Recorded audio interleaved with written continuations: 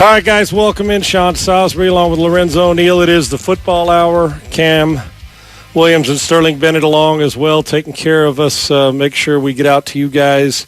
Lo, welcome in on the football hour. I got to tell you, that was one of the, unless you love defense to a T, that was about as bad as it gets offensively for both. Denver's been ugly for 3 weeks, and they're 2-1. And unfortunately for the 49ers, they take this loss to get them to 1-2, and it was not good all the way around offensively, although their defense sure as hell played well enough to win at 1.93 and outs in the game for Russ Wilson in Denver. They got to get some help offensively. Welcome in, brother, to the football hour. How you doing, man?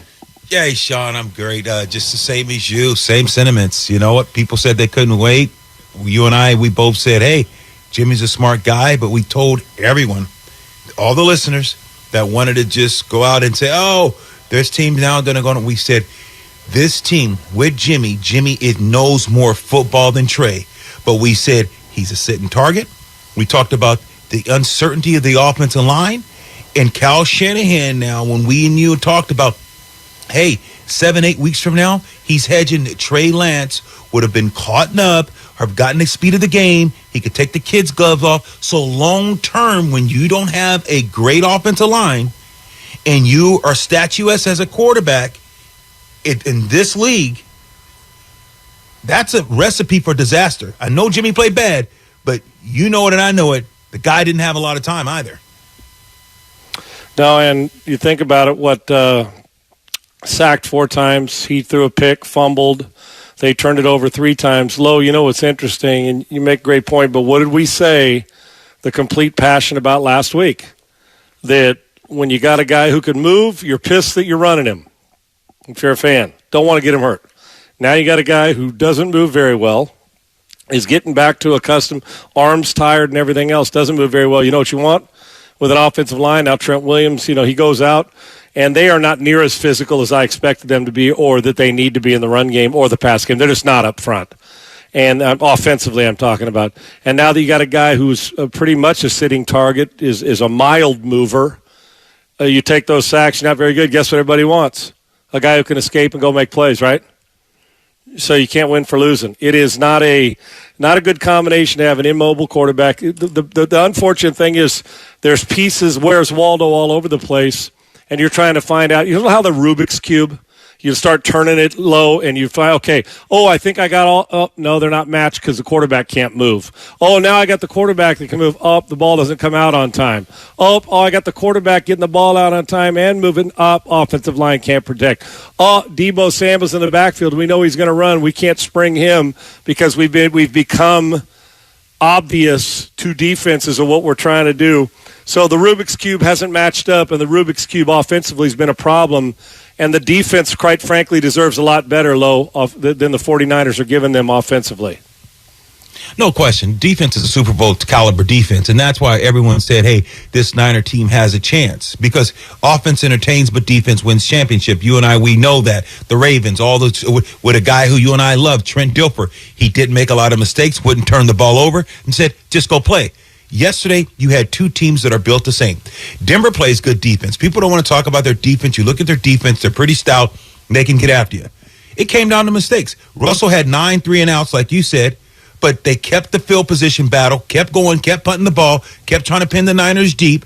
It was about a field position, and the Niners blinked. That's the thing. Not defensively, but you just say, let's take away the offensive turnovers, Jimmy G's turnovers, the fumble, the safety. Who wins that game? That's the thing, Sean, that people don't understand. The Niners aren't good enough to make mistakes and win. Defensively, yes. Offensively, you're not. If you can't, we talked about the only reason this team was in the Super Bowl several years ago. We talked about why this team plays great. It's physical, and it's built on running the ball. When this team runs the ball and it's 3rd and 2 or 3, now Jimmy can look better, and Jimmy is a game manager, and he can make the throws.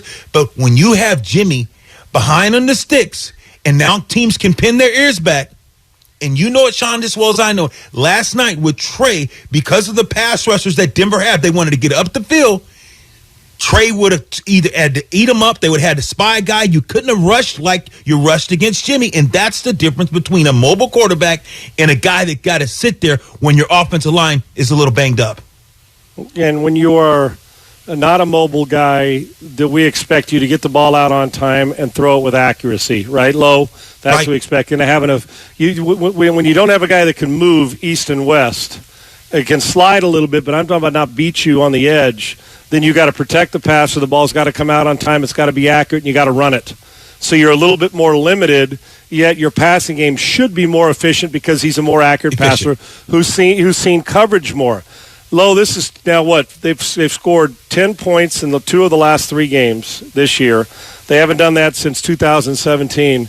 But here's the thing. I know Jimmy said he's got to get up on the playbook, and he was hurt this offseason. The physical side I understand. I'm concerned or confused. Should a guy who's been in the same offense, I mean, and maybe I'm wrong, but I know the physical of getting rolling because he hasn't played. Training camp wasn't there. He really didn't start to think about reps until, for the most part, we started the season. The mental side, though, there's no changes, really. I mean, should a guy who's been in the league this long on that team, should the mental side come pretty quickly? And I know the physical, it hasn't caught up to the mental at least this year, but I'm not going to buy the fact that we don't know the play. I can tell you from my time in the league, when I went back to training camp in the same system for 5-6 straight years, the playbook wasn't the issue. It's just getting snaps to execute it. And maybe Jimmy is a guy who needs more repetitions than maybe we thought, especially coming off the offseason shoulder and lack of, a lot of repetitions and getting the arm, quite frankly, up to snuff. Because I can't imagine it's the mental side of knowing the playbook. Can you? No, Sean, you're 1,000. You're being generous because that's who you are. But as a veteran in this league, you're the quarterback, and you've been in this system for 5-6 years. Jimmy has no excuse as far as the mental aspect of this game. But mentally, He should have been knowing where to go with the ball, how to get the ball out of his hands, because he understands he's not in great shape. I'll buy that part. But as far as the mental part of this game, this guy knew what the offense is. He knows this offense. He's been in this offense. He understands this system better than a lot of quarterbacks. So way better than Trey, and that's why we alluded to. And so when you think about that and you look at what Jimmy's been able to do last night and you looked at it and you said, wow, how can you step out of the end zone? Don't you know pocket presence, the feel of this? You know how to get rid of the ball, slide about, get out of the pocket, throw the ball away, live the fight on the other. Just as a game manager, which you're known to be a game manager, he didn't manage the game well last night. And, Sean, you look at it, throwing the ball outside, and you talked about outside, throwing the ball, getting rid of it. Jimmy, that's where he struggles. He's a good when you're talking about things right in front of him. But if you look at the weapons that he has around him, he should be more efficient because he's got guys that can beat press coverage. He's got Kittle. He's got Ayuk. You got Debo. You have to find a way to win with those guys, even when you have a mediocre line. Pushing the ball outside the numbers, Low, because you're right. Inside those numbers and near the hash marks inside, he seems to be fairly efficient most of the time, right? It's pushing the ball outside and expanding yourself where it seems to struggle. Crazy stat, and I know, and thanks to the guys Sterling and Cam for putting in the rundown, and I was looking at it earlier today on my morning drive show. Jimmy started, I believe, 19-5 as a 49er. Now, I know we talk about Jimmy being better, experienced, and is a winner, and he is. But in the last 22 games, Jimmy Garoppolo has thrown 18 picks and laid the ball on the ground 4 times. And they are 12-10. And I asked my quarterback, like I'm watching Trevor Lawrence low this year, and he's gotten better every step of the way. Quantum leaps, as you saw. Now the guy's a monster. He's the best quarterback in the AFC South. And quite frankly, Tannehill and Ryan and Davis Mills aren't close right now. And he's advanced. He's gotten better every year. And as a veteran in the league, Jimmy's at the stage now. I know injuries befell him a couple times, the shoulder, and then he's been hurt, the leg, the knee in the past. But if there's a point in time when you can't take steps back, and when he gets back and healthy, and I'm anxious to see, because he's going to be playing all year, what it's going to be like for him. But I don't like the trend Because if he plays like this with 18 turnovers and 4 fumbles, no matter how good the defense is, they can't get deep into the playoffs. And knowing that, Agreed. They still get to the NFC Championship game last year, but right now they're not explosive enough to do that. And offenses are eventually going to catch up to defenses. Offenses are going to start to come back through this thing because defenses are playing good football across the league in certain areas, and we've seen it. The Colts played great defense against Mahomes. You saw what Jacksonville did against Herbert. I mean, the Colts play. I mean, we mentioned that. And there's teams that are Philadelphia, 9 sacks in Washington. I mean, defenses are ahead. Look what the 49ers and the Broncos are doing defensively. But, Low, you can't – I don't like the trend. Now, you and I both said about Jimmy at this stage because of the passing game and he's seen more reps, 4 starts isn't enough for Trey Lance to tell you what you need to do. I would love to see his progress. But we can't keep saying Jimmy's the best guy. I mean, I'll speak for myself. That gives you the best chance to win. He ain't giving anybody the best chance to win if he's behind and he's throwing the ball to the other team and turned it over. He's averaging a turnover a game the last 22. That you can't do that. You just can't. You can't do that. I mean, and that's 22 turnovers in 22 games, and that's too much for a team that, quite frankly, the defense won't have anything left by December if this keeps up. No, and Sean, you're going just where I was going. What you're asking of your defense, you're going to get guys injured, guys are going to get fatigued, and when you get fatigued, you get hurt, you're going to be beat up, and guys just won't respond. This defense, they're playing, and they're going to lift one another up, and they're going to keep trying to play. But I'm telling you, it started getting lonely on that island. When you're a defense and you have to start pushing and bank on turnovers and bank on pick six and to swing the game, that's not winning championship football. This defense is good enough. And so this offense, and yes, Jimmy has to get better. He knows that. The offensive line has to get better. The running game, offensively, this team has to get better. And it's got to start immediately because you look at your schedule and look who you're playing and think about what's coming up.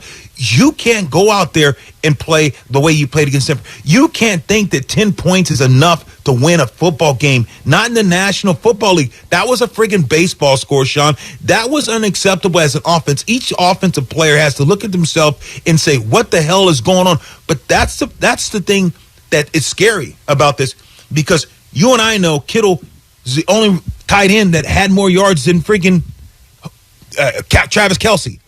Debo right. and Ayuk, all the players that you have on this offense should be more explosive than what it is regardless.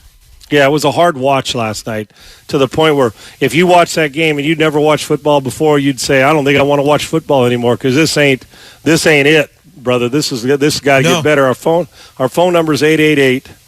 888-957-9570.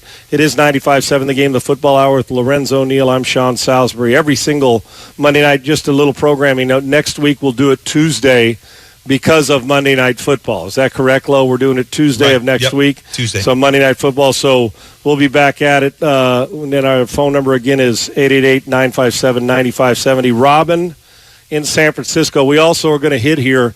When does Kyle Shanahan get comfortable being uncomfortable? And I'll tell you what I mean here in a second. Robin, welcome in. How you doing?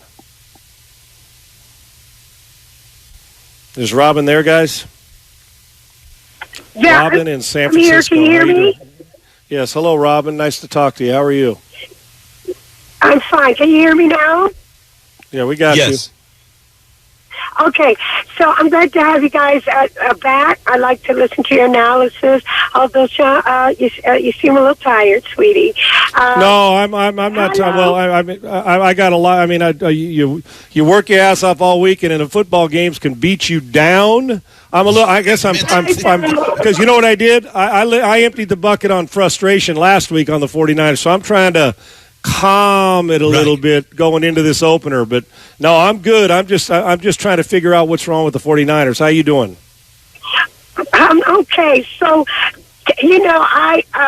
I have more questions than I do answers, and I get Jimmy played a really, really, really bad game, but I wanted to point out to you guys that that fumble was on the center, and Kyle stated so.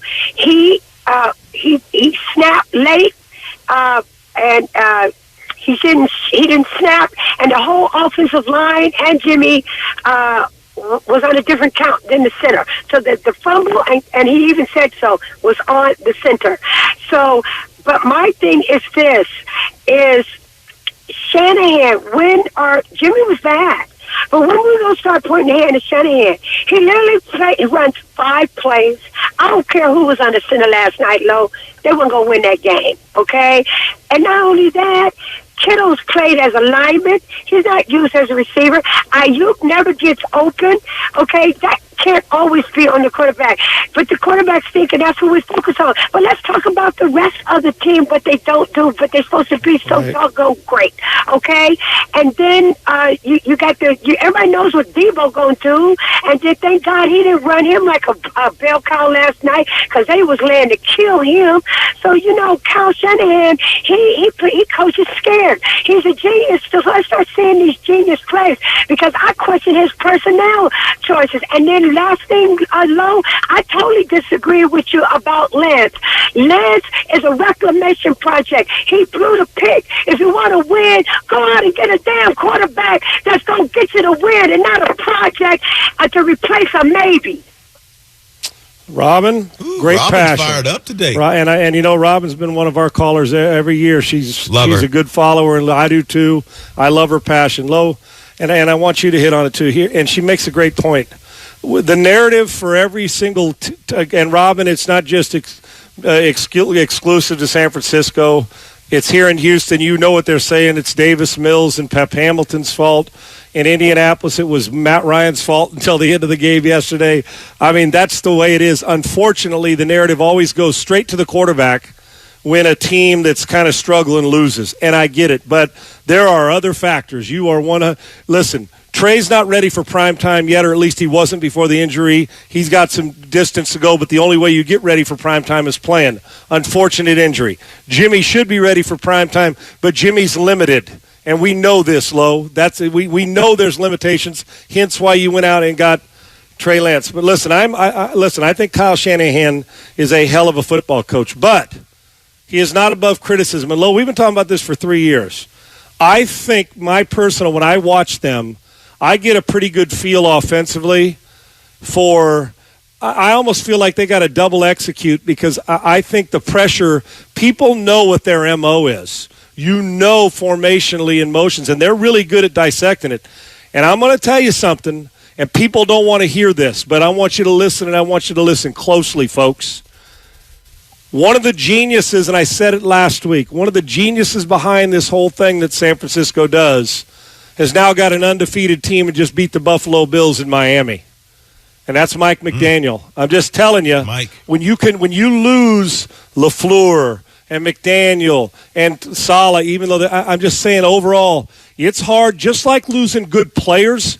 And that's the great thing about a good football team. When you are well coached or have a staff that teaches well, those guys, and you win, those guys move on to get their jobs. And I get it. But I don't think we can discount the genius behind formations and personnel groupings that Mike McDaniel in the run game and design. Tua looks like he's the best. Tua looks like that he's in the class of, he's throwing accurate on time. They're moving. They get things go. They're doing a whole bunch of different things with those weapons. So while I think Kyle gets to be a creature of habit sometimes, Lo, I do. And I think he gets locked in. I don't think his formations are difficult to deal with. And I think that puts extra pressure on an offense to execute, because when Debo's in the backfield, you have a pretty good idea what's happening, Lo. They're going to run it, and he's going to carry it. So while we've always given him credit for being complex, I think Kyle needs to step out of a comfort zone. There's got to be some expansion of this offense, whether that's vertical push with the football or doing something, because while Kyle's great, they're reeling a little bit on creating deception for the defense right now. I agree, and I think, Robin, I appreciate you calling, and I think that you made some very valid points. Agreed. Okay, so when you talked about Jacksonville, Trevor Lawrence, you talk about Tua. Last I looked, last year they wanted to run Tua out. Jacksonville, Trevor, they talk about had a 66% rating. Was this guy, what happened to this guy? They're killing him. He's not going to be ready. Let's be real. So, Robin, when you say that, you got to be able to understand. I'm going to tell you the counterpart of this because last year and the year before, they said Tua was a bust. Tua's putting up and threw up for 400 and some yards. Come on, let's be fair and balanced. They wanted to run Tua out of Miami. They talked about the kid from Jacksonville. Oh, they're ruining this guy. They're trying to run Jalen Hurts out in Philadelphia too, Low. And Jalen Hurts is playing like an MVP. Right. Thank you. Because what Robin and them don't understand, because we played this game, Sean, it takes time. Why the hell you think Shanahan went out and grabbed Trey? Because he knew the top side of Jimmy G, and that's why when I hear guys in Lombardi, they know way more than me, I guess. But when I said this on the show on Sunday, I said when Lombardi's saying, "Oh, well, they're going to be better with Jimmy G, and they're going to have to make this switch sooner than later," Kyle Shanahan knew this offensive line was not necessarily great. He understood some of these things, so he said, "I'm going to go with this young kid because Trey can." And I disagree with Robin, because let me tell you something. I think they win that game last night with Trey. Reason why? He hits Debo in stride. He's not going to underthrow. He probably will overthrow. So if Debo catches that ball in stride, he's still running. He wouldn't have got ran down. That was an underthrow. So when you look at certain things and being able to throw the ball to certain areas, it ain't a play that Trey can't make. Maybe a little bit too more gas, take some of the gas off. But you think Trey's in the back of the end zone going to take a safety? You think he's going in a situation? So I get what everyone's saying. And yes, Kyle Shanahan has to do a better job of executing and not just running Debo, not just running the jet sweeps. They got to figure out some other things, facets, have the offensive line fire out, block, cut guys down, because you're going to have to get rid of the ball fast. And guys you're going to get hands up in there. So you're going to have to change what you're doing, and you got to do it in a hurry. Jimmy's going to have to be more in gun, because you got to make sure, give him just that extra tenth of a second to get rid of the ball. There's a lot of things we can get into what the game plan, but the fundamentals of that game last night, yes, you can't put it all on Jimmy, and I'm not doing that. But I'm saying, you're the quarterback. Everyone said, "Will Jimmy carry you to a Super Bowl?" I said no. Sean, you and I said, man, the running game and the defense carry him to Super Bowl. They threw the ball 8 times in one game. But everyone in the media, the quarterback, he carried. Jimmy took him to all these championships. That's not how football is. Everyone want to crown a quarterback. I get it. I don't. Football's a team effort. Got to take everyone. And so when I look at this team, and when Cal looks at this team, and Lynch looked at this team, they said, hey, look, we like Jimmy, but he's not the guy going to get us to the next level. It's a reason why the phone wasn't blown off the hook and ringing off the hook for a trade. Dude, come on, by golly, if he's that great, there would have been a suitor. Because I'm going to tell you right now, think Tennessee Titans said, God, if Jimmy was that much better than Tannehill, you don't think they would have ran him out of there? Because they know they're missing a quarterback. You don't think there's teams in this league that look at a quarterback away? That's where I'm at, Sean. Yeah, no, Lo, and we're going to Joseph and Vallejo. Hang on for me, bud. I'm going to get to your call. We're going to step aside here for just a second, but Lo makes a great point. And Lo, here's what it is. They're kind of stuck in purgatory, and we'll go to break and come back and discuss this. Purgatory meaning they got the young guy they think can break through the ceiling, but hasn't had enough work in order to get him to break through the ceiling, and they were hoping that would be the case as they advanced into November and December this year. Yes. And then they got a veteran insurance policy that you know is a great insurance policy that can get you to a certain point, but hasn't made the throws at that point necessary to bust you through the roof and wear a championship ring. So they're stuck in between. You need more experience, but you need the other guy's experience, and you won't got one guy's feet and the other guy's accuracy, and you're waiting for the young guy to get there, and now it's been pushed back another year. So that's it, which, once again, you're going to have guys elevate, get an offensive line healthy, and the defense to put them in position to make just enough throws to get you in the tournament, and then the tournament takes place in January. We're a long ways away from that, and averaging 10 points a game the last 2 games pushes you even farther away. Joseph will get to you, along with Sterling and Cam. Lo Neal, I'm Sean Salisbury. This is the Football Hour, and we're grateful to be here. We will take your calls again in this second half hour. 888-957-9570, 9570. Joseph, you're up first, and we'll talk about injuries and next week's opponent, and when will we get Trent Williams back. The segment has been sponsored by News Nation. Chris Como is back with a new show on a new network. Cuomo premieres on News Nation Monday, October 3rd at 5 p.m. Pacific. To find News Nation on your television provider, go to newsnationnow.com/join us. Coming right back, it's Football Hour. We got 30 more minutes to give you. Chris Cuomo is back with a new show on a new network. Cuomo premieres on News Nation Monday, October 3rd at 5 p.m. Pacific. To find News Nation on your television provider, go to newsnationnow.com/join us. 2000, 2008, 2022. When it comes to the economy, those are some scary years. Dot-com crash, housing crash, and the roller coaster we're going through right now. It's a dangerous time to not know your numbers. But over 31,000 businesses have the confidence and clarity they need because they rely on NetSuite by Oracle, the #1 cloud financial system. NetSuite gives you visibility and control of financials, inventory, HR, planning, and budgeting. Manage risk, get reliable forecasts, improve margins. Everything you need all in one place. So, how do you prepare for uncertain times? The answer, NetSuite. NetSuite helps you identify rising costs, automate your business processes, and easily see where to save money. That's why 93% of customers say they improved their visibility and control when they upgraded to NetSuite. What are you waiting for? NetSuite is offering a one-of-a-kind flexible financing program. Head to netsuite.com/radar. netsuite.com/radar. Hey, Becky, what about this beat for your next song? It's cool, but I'm into faster stuff lately. Like Xfinity that gives me beyond gig speeds. Got it. What about this then? It sounds powerful, just like Xfinity. Because its supersonic Wi-Fi has 3 times the bandwidth, you can connect hundreds of devices at once. That's what I call power. Unbeatable internet from Xfinity. Made to do anything so you can do anything.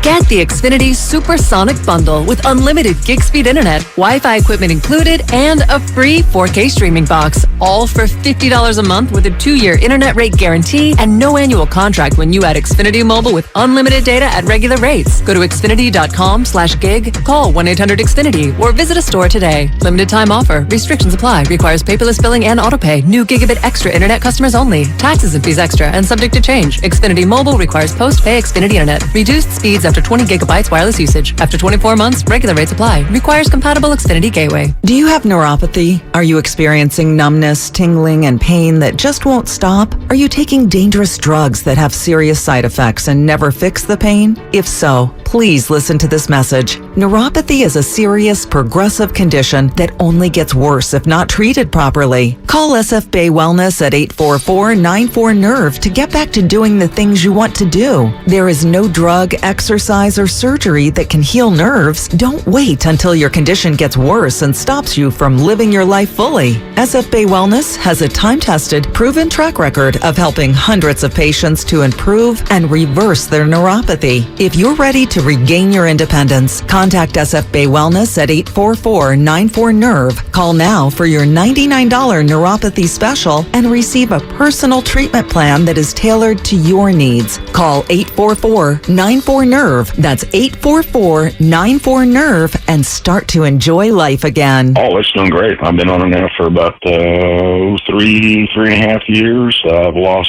67 pounds, and I feel better than I did at age 40.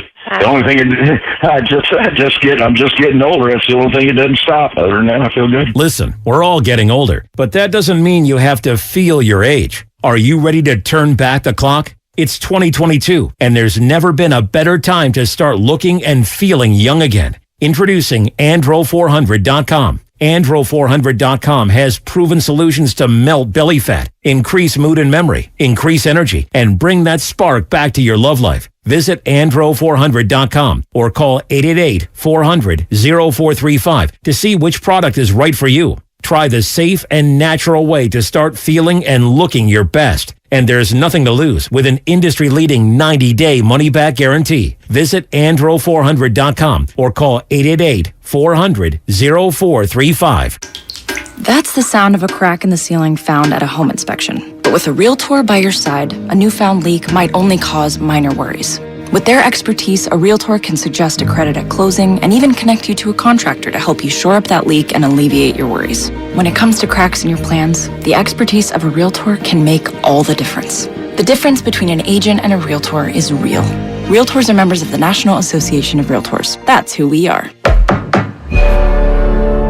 Prescription products require an online consultation with a healthcare provider who will determine if a prescription is appropriate. Restrictions apply. See website for full details and important safety information. Subscription required. Refund available for 60 days after purchase. Hey guys, did you know there's a generic form of Viagra that works just the same but is 90% cheaper? And you can get it online? Just go to 4hims.com/joy. You'll get a free medical consultation, discreet shipping if prescribed, a 100% online process, and trusted generic alternatives to the biggest brands at 90% off. That's right, get generic for Viagra, the same active ingredient as brand name Viagra, but 90% cheaper. It's the same medication you get from your doctor, but with zero copay, no expensive appointments, and no awkward face-to-face conversations. Results are guaranteed or your money back. To start your free online visit, you need to go to this exclusive address, 4hims.com/joy. That's 4hims.com/joy for your free online visit. FORHIMS.com/JOY. In Fremont, partly cloudy overnight, lows into the mid-50s. Weather brought to you by Ashley Furniture. Your neighborhood Ashley store has all the styles, selection, and value you'll need to invite fall in this season. Find furniture you'll love by shopping locally or visit ashley.com today.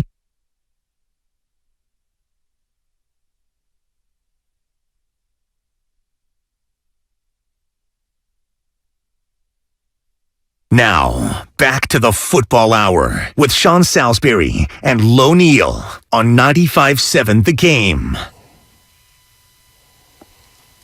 Two things. We'll get to our callers. Lorenzo Neal, Sean Salisbury, 95.7 A Game here on the Football Hour every single Monday. Next Tuesday, we will be on from 6 to 7 o'clock. Pacific time. That'll be Tuesday next week because of Monday Night Football. Two questions I'll throw out there that you guys can mull over, and Lo and I will hit them after we take your calls. One, is Kyle Shanahan coaching not to lose as opposed to win? And do we know at this stage of his career, miss Deebo Samuel on an open throw that we've seen at times? I think Jimmy's a good player, but do we know who Jimmy Garoppolo is fully? Have we seen the max that we're going to get from him? Because there are times when the biggest problem for Jimmy is the open things that he misses. It's not some of the spectacular things he may do. You got to make the simple plays on a regular basis. We'll get to those in a second, but first up, Joseph in Vallejo. Joseph, welcome in, man. Good to have you on the Football Hour. Thanks for having me, Sean. Oh, you came out, Robin. You know, you almost make me want to change what I want to talk about. But, Neal, I'm kind of disappointed, but it's not Kyle Shanahan. I think this guy went up the ranks too far, too quickly. He can ever command the locker room. He's really, from my understanding, I look at him, he may be a good college head coach. You know, he had one catch when he played for Duke for a whole season. He had 14 catches at Texas, someplace he shouldn't have been when Texas was Texas. He really should be a college coach, at the most in the NFL, an offensive coordinator. There's too much because he cannot command. Sean, the way you was going just now, and you, Lo Neal, I think y'all can make a good coaching team out there in the NFL. You got to command. The reason you think Andy Reid don't have a problem with Mahomes, but it's a father figure that Mahomes respect him as a father figure. But Mahomes, they're still growing pains with Mahomes. If you would have gave Kyle Shanahan Mahomes, it would have been a disaster. Tell me something. Hang on real quick. What do you think Miami? So when you look at Miami Dolphins, what do you think about their coaching staff? And you've seen the guys, small stature. How do you feel who are they? How do you feel they're going to do? You see what I'm saying, Sean? Because my thing to I thought, yeah, Joseph, is Joseph still there? Okay, yeah, I know what you're saying, Lo. Go ahead and finish up. You see what I'm saying? Okay, Sean, so my thing is like, you look at the Raiders, you look at Denver, you look at the Chargers. Okay, so out of those teams, which one's done better than the Niners in the last 5 years? Name me, can you name 8 teams? Of course, Kansas City, the Rams got given the edge. So in the last 5-6 years, since Cal's been in the last 5 years, which teams in the NFC and the AFC's done better? So I don't understand. I get it. Is he human? Yes. Has he made some bad decisions? Absolutely. But I'm just not buying it. He's a bad coach. Yeah, no, Lo, that's overboard. Let's add a little bit. That's hyperbolic. I get the frustration. We've all been there. Well, I can tell you this.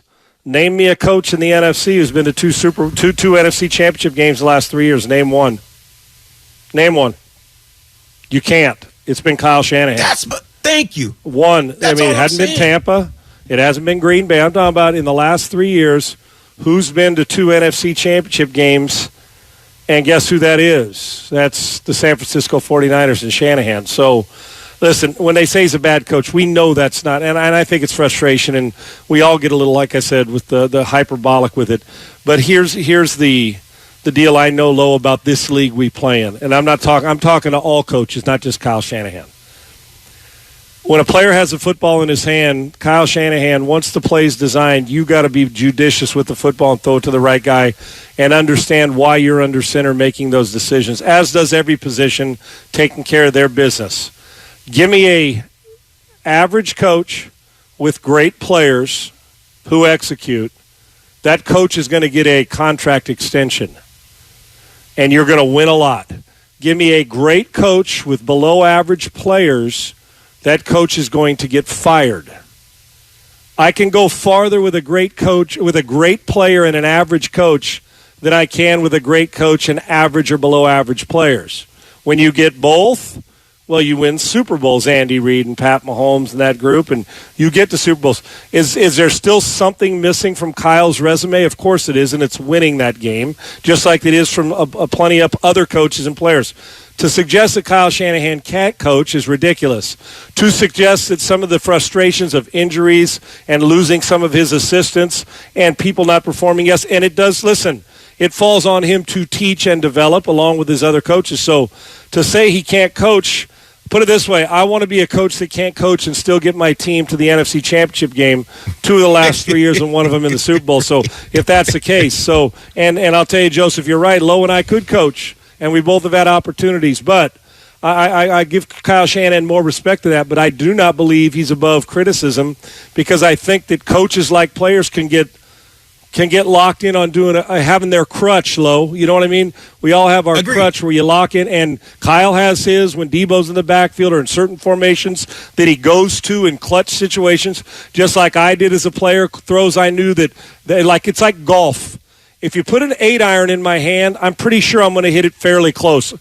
Most of the time, wherever I am, Lo, and I don't mean it area I am. Now, you stick a 5-iron in my hand, I may snap hook it, I may hit it long, I may chili dip it, but an 8-iron in my hand, I know where I'm hitting it. Driver, once in a while, I'll find the short grass and I'll find out and I'll be chasing it in the tall stuff. But when I put an 8-iron in my hand, I almost feel like I could close my eyes and tuck it to where I need to hit it. Same thing there. We all have something we lean on.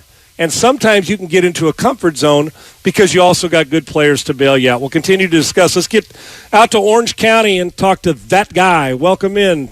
It's Lo Neal, Sean Salisbury on the Football Hour. How are you doing? Hey, good evening, gentlemen. It is a true honor to speak with you guys tonight. Salisbury, you will always be the legend in powdered blue and gold. I'm sorry, thank you, brother. Purple and gold, and Lo Neal, right. Powdered blue and gold. You guys were legends, and I'd really like, just off topic here real fast, I'd really like for you guys to get 2 hours, the first hour covering the 49ers, the second hour to go around the league and talk about what's happening, but that's a different story. And then, so to go into this, I haven't listened to this station since you guys were on last year. I used to call, but to go into this, when you guys are on, I listen to it because you guys drop the knowledge, and I appreciate it. But Shanahan, he can coach, and we know what went wrong. And those other guys that left, just like with that guy up there, what's his name, the Warriors coach, Steve Kerr, he's going to have his troubles with his new coaching staff. So, but they get jobs because they're good coaches. That bottom line. And then Shanahan, he is a good coach. The thing is, what this reminds me of, and I've watched football a lot of years, this reminds me of another guy that had almost no line, that wanted to run the ball, that had a pretty good quarterback back there, that he could get around and move. So what they had to do, they had to draw up plays to his abilities. So in this case, I'm talking about Ben Roethlisberger with the Steelers. That line was garbage for the last 10 years of his career, but he had to learn how to get the ball out, and they had to draw up plays that lend to his talent. And at this point, we know what I'm not complaining about anything that's happening. We know where they're at. Trey Lance isn't coming back. Trent Williams is not coming back anytime soon. So Shanahan and Jimmy G and, whoever the running back is, they need to get together and say, look, this is September football. We're fortunate it's not December football. I think he might have cut out. First off, that guy, thank you. Awesome compliment. And your voice is always familiar because every year we come on here and you're always very kind with your generous compliments and honored to get them, but also with your insight on football. And it is true, it's great coaches, whether it's, and even good coaches. I'm a big believer, Lo, and I've told you this. I'm a big believer in coaches adjusting to their talent, not the other way around. I am. And I think there comes a point in time when you just got to say, okay, here's what we're great at. How do we, with this, we create deception with this to create mismatches any way we can? Because some teams just aren't good enough, Lo, to line up. I can name most of them aren't just good enough to line up and wear you out in the run game and throw generic offense at you and beat the other team. We're at a time in this league where if you're not a little bit innovative and get out of your comfort zone, you're probably going to struggle a little bit. And again, that puts a burden on the defense. You listen, any other time when you go, when you look at the numbers, 9 straight 3-and-outs. What the 49ers defense did, you can't lose games like that, Lo. Right. Well, you can't. Right. You cannot lose those games when your defense beats up that offense that badly and you still find a way to not finish. I don't know when the last time I've seen a team go 9 3-and-outs and even stay anywhere near a game unless the other team's offense sucked ass, right? So they've got to get better, and they can't keep hanging around in 13 to 16, 13, 10 to 7 games, be 11 to 10 games because you won't be long for anything. You'll be going home in December, let alone January. Sean, who are they this year? That's because last year, Sean, you and I can say, man, with this running game, they're going to run ball. Right. They're going to run it. Then they're going to get Kittle down. Hey, diddle, Kittle down the middle. You're going to dink and dunk, but you're going to run the game, be aggressive, take some shots. Who are they? I need you to tell me what is the identity. Defensively, we know what they are. Yep. But offensively, what is this team's identity offensively right now? They don't know. They don't know because they went in with an identity they thought they were going to have, and that identity is completely changed with an injury to a quarterback. Now, we know the one identity they want to be offensively. They want to formation you and run the ball. We know that. That is what they want to do. And then beat you. They want to throw it about 25 to 28 times a game. They don't want to creep over 30. They want to keep in that range, run it about 35 times a game, and beat you that way. Hold the offense to 14, 17 points of the other team, and go beat you 23-17. That's their idea. That's who they are. The question is, where's the personnel? Because they're not. Listen, their front seven is going to wear a whole bunch of people out, man, defensively, but they are not moving piles. And injuries don't help in the backfield. We know that as well.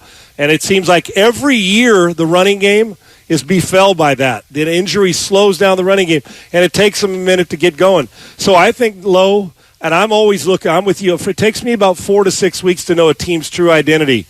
It may take longer with this team because I think they're scrambling around offensively. Hell, I don't have to worry about their identity with what they want to do and who they are on defense. The problem is right now they're not capable of being who they want to be identity-wise on offense because the veteran quarterback isn't in the mix yet. He's not getting going yet. The young quarterback's hurt, and your run game is reeling, and the best lineman in the league now is hobbled off the field and can't finish a game. And Kittle's just back into the mix, right? So we're talking some stuff. So that's Lo, their identity. We may not know it for another 3 or 4 weeks, brother. And that's why I asked you, Sean, because I think people, what the reason why, because I knew you were going to go down that road and start doing process of elimination, and we know what they want to be. They want to be a physical, run the ball, get ahead on the sticks, 3rd and 3. They take some shots, do whatever you can do. But now when you can't do that running the ball, you're losing yards, and now you're behind in the sticks. Now it's 2nd down, 3rd down. Who are they? And when your offensive line can't necessarily protect your quarterback, keep him up. He can't have the 7-step drop because each guy's taking a turn, letting someone beat him. And he can't get out of the way. So when if that's who you are right now, you are that team right now.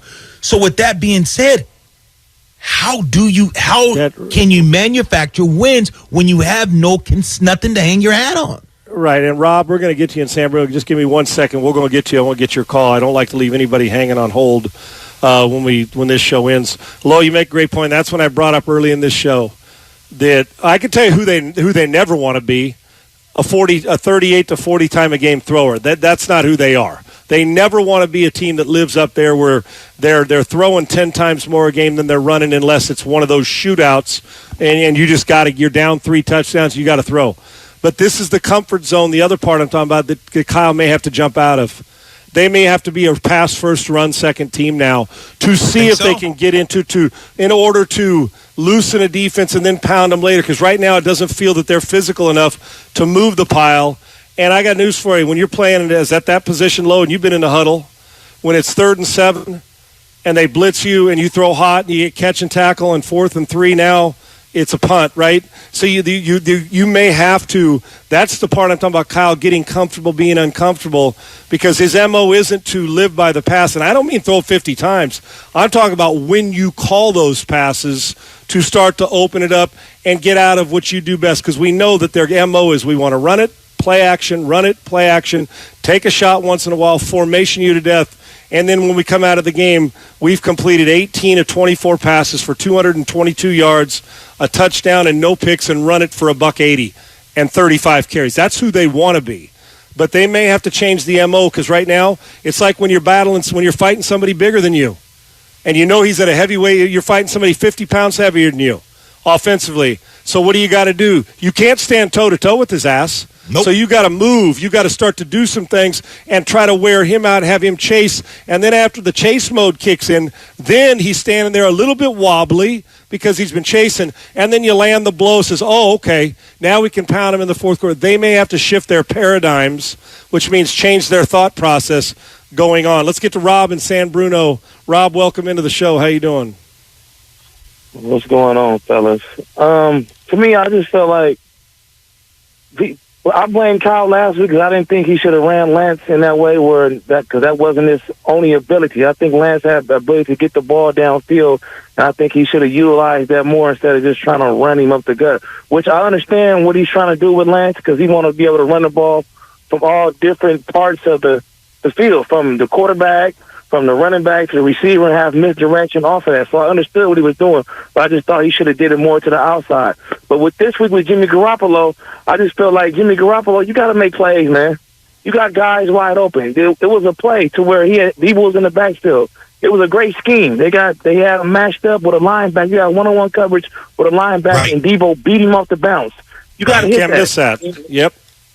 You got it. That was a great schematic point that Kyle put together. I don't think nobody realized what he did there, but he made a matchup where you got your best receiver matched up against some linebacker. That's a W every time. You got to hit that. And when Debo running down the field wide open, you got to hit that. I seen Trey Lance hit that throw against Seattle, and people downplay and say, "Oh, he was wide open. Anybody would hit that." Well, Jimmy didn't hit it. Yeah, Rob, thank you very much, man. And that's the part I'm talking about. I started this show by saying you can't, or at least in the first 15 minutes, you can't miss the easy stuff. When you do scheme it up, and listen, the best mismatch you can ever hope for is your best player on a linebacker if you're a receiver in the passing game. If they cover you, then you're not very good. And you can't miss. Listen, the average quarterback makes those throws. Some of the throws Jimmy misses, I can pull a guy off the bench to make the throw, and Jimmy's been in the league too long to miss those. But I feel like it's Groundhog Day sometimes saying it. I know he's a good player, but we're not looking for a good player. For the 49ers, they're the reason why they drafted Trey Lance, they're trying to get to great player status. Listen, Herbert's not missing those a throw like that. Josh Allen's, for the most part now, yanked one into the ground late yesterday. But Mahomes, they just don't miss those throws they're supposed to make. And Rob's right. When you design something, again, get the matchup you want, you have got to, because they're not there very often. Open windows like that or open receivers, it's not like they're running around like that 15 times a game. You can't miss those throws, and that's why people put a ceiling on Jimmy. And that's what, Rob, you're absolutely right. Great call, man, because in just what you alluded to, Sean, defensive coordinators are going to adjust. Next time they see Debo, look, we're going to swatch this out. Look, and so when you see him doing this is the formation. And that's why Cal Shanahan, you have at times, I get it. You can point your finger at him, and I'll say yes. But he knows when those shots are there, you have to capitalize because they're not going to be there again. The guy's going to play off. They're going to play you different. They know what's coming. Guys are not going to sit there and just let you continue to do that. Like you alluded to about a heavyweight fight. You're not going to mix it with a guy who's bigger, way bigger than you, but outweigh you 30, 40 pounds. So the Niners have to capitalize, and that's what Jimmy's going to have to do. He's going to have to capitalize on the mismatches that Shanahan gives him because they're not, and you can't miss because you're not good enough to miss those. Right. Hey, Lo, we work all week long. You know this in your long career. We sit in that room and go over tape, and when you put game plans in all week long to find 4 or 5 of those a game, if you're lucky. 6 or, there's about 6 to 8 plays in a game. We do, you labor over them. And so fans that are listening, I can just tell you this all the years sitting in meeting rooms with coaches and still now, there's a few things we're trying to do offensively. One is we're trying to make it look complex to the defense and simplistic for us, but it looks, like they're running 1,000 plays and we're really not. We're going old 49ers with Montana, Young, and that group. They formationed you to death, ran about 12 passes and 5 runs, just had about different guys doing it, so it looked complex. 2 other things. We're trying to create our best player against your weaker unit on man-to-man. We're trying to find the weak link. You put our best player on him. And you're trying to create mismatch situations. And when you do, you got to hit him. And when you don't, it's the quarterback's job to find the guy that if the mismatch doesn't win or they win the mismatch, you got to find the next guy. Then we go to getting through our zone progressions to get it to the guy. And sometimes that means throwing it out of bounds and punting and do it again. It also means sometimes that you got to find the other guy through the progressions. But when you create, you work all in long to say, man, I've seen this. This is what we're going to get. And I'll be damned when they come up and they show you that. You're like, oh, home run time. And you can't strike out on the home run because they are hard to come by. It's not normal when you see Kansas City having 15 guys running through areas they're wide open. That's the aberration. The truth is there's only a handful of them a game, and you can't miss them. And unfortunately, I can go back and show you plays from the Super Bowl from last year, and it's that some of those throws that are makeable with your eyes closed, you just can't miss. Low final thoughts for you on the opener, and I'm thinking of who they got on Monday Night Football. Just slipped my mind. Who they play next week? Rams, right? There you go. That's LA. right. Okay. Yeah. Yep, that's right. They play the Rams, which won't get any easier. And trying to control that big fella up front ain't gonna be easy. So, and that Cooper Kupp guy's pretty good too. So they're not bad. You think? Yeah, he's okay. He'll do in a pinch. So you might want to get a good week's worth of rest and be prepared to get rolling because it ain't gonna be easy playing against that team. So, final thoughts on on yesterday's game, Lo. Yesterday is history. Tomorrow is a mystery. Today is a present. It's a gift. Live in the present. You got to shake away the history. You got to look forward to the mystery, and you got to be on top of it. The San Francisco 49ers football team, those guys have to come together. I know it's only 3 games in, but you got to find a way to fix some problems or it's going to be headaches. And I'll leave you with this, guys. Even the frustration that looms at 1 and 2, it's really amazing how quickly you feel when you get a win, how it changes. I'll just give you an example. The Colts have been reeling. That Jacksonville kicked their ass last week, shut them out. The Chiefs are forcing Matt Ryan to lay the ball on the ground all day long. And you think, oh, my gosh, the Colts, they're not good. And they turn the ball over. A penalty by Chris Jones in the game for, he was cussing. He used language that the referee didn't like. They extend the drive. They win. And you know what? Now there's a different feeling just 1 week. And we don't know if the Colts are any better than they were the week before. But they managed to hang around and you know what they did, Lo? Matt Ryan made about 3 or 4 throws on the final drive. 2 mismatch issues to open receivers, even though he fumbled, took 5 sacks, turned the ball over, and they hung around and he made the throws that were open when you got the mismatch and they extended drive. So we'll see. Hey, listen, you'll feel a lot better about yourself. You get this offense going and they kick ass playing next Monday night against the Rams. And Lo and I will be back next Tuesday. You always appreciate. You can find me on Twitter at Sean Unfiltered. You guys know where to find Lo Neal. He's around all the time. He's ever present and one of the great voices on this network and this station at 95.7 The Game. Sterling, thank you very much. Sterling Bennett and Cam Williams, our producer and technical producer. Always grateful for you guys. To Lo Neal, the best in the business, brother. I love you. An hour is never enough to our callers and listeners. You're why we do it. We try to, and we're just get as frustrated as you two. And yes we want to play, but unfortunately, I got no eligibility left. So there you go. But Lo might have some eligibility left with that body, brother. He can still knock him out. I can give you one play, just don't hit me, and I'll make that throw. And we'll be back at it next Tuesday, guys. Right back at it, 6:00 Pacific time.